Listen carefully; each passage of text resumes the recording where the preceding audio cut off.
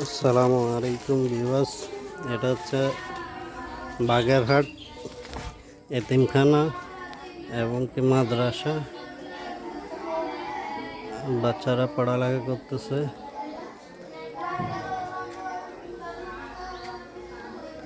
আর এটা হচ্ছে নতুন মাদ্রাসার কাজ চলতেছে, আজকে বিম ঢালাই হইতেছে।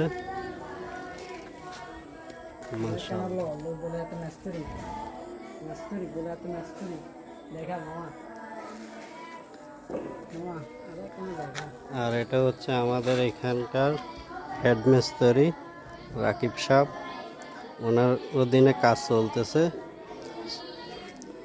কন্ট্রাক্টর হচ্ছে ছোট্ট কন্ট্রাক্টর,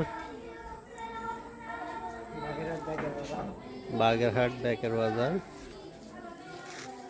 এটা হচ্ছে মাদ্রাসা আর এটা হচ্ছে মসজিদ।